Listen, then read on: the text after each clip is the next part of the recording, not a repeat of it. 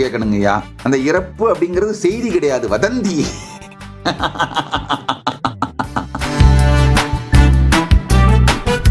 உங்கள் சொத்தை ஆட்டைய போடத்தான் இவ்வாறெல்லாம் நடப்பதாகவும் அதற்காக சிலர் காத்து கிடப்பதாகவும் சொல்லப்படுகிறதே உண்மையா? உங்கள் சொத்து மதிப்புதான் என்ன? என்னென்ன அவரவர்கள் தகுதிக்கு ஏற்றார் போல் யார் யாருக்கு எது அப்படின்னு ஏற்கனவே எழுதி வச்சுட்டேங்கய்யா. சோ என்னுடைய காலத்திற்கு பிறகு இவை அனைத்தும், அதாவது அரசியல் அமைப்புகளுக்கு அப்பாற்பட்ட ஆன்மீக தேசமாத்தான் இந்த கைலாசத்தை உருவாக்கி இருக்கிறேன். அந்த மாதிரி ஒரு சின்ன இடமாவது வேணுங்கய்யா. உலகத்திலேயே இந்துக்கள் தான் பிராக்டிகலி ஜீரோ கிரைம்ங்கய்யா.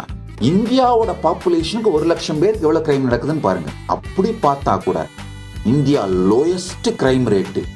அந்த கிரைம் நடக்காமல் இருப்பதற்கு காரணம்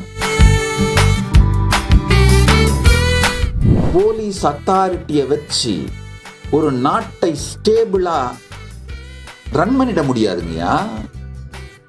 ஆசிரியர்களுடைய அத்தாரிட்டியை வச்சுதான் தர்மம் விளைவிக்கப்படுகின்றது.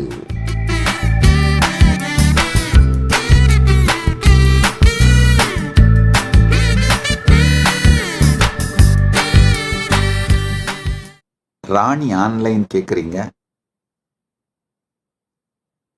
நீங்கள் இறந்து விட்டதாக அவ்வப்போது செய்திகள் வெளியாவது ஏன்? இவ்வாறு செய்திகள் வெளியாவதும் நீங்கள் மறுப்பு தெரிவிப்பதும் அவ்வப்போது நடக்கின்றது.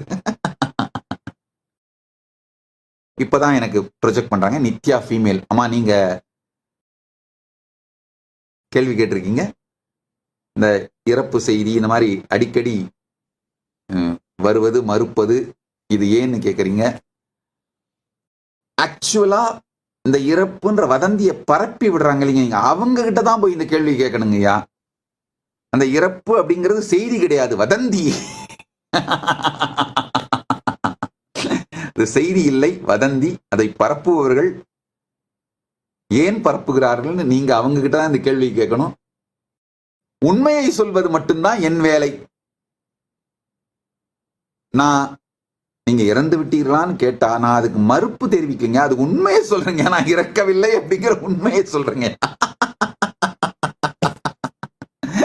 உண்மையை சொல்வதுதான் என் வேலை.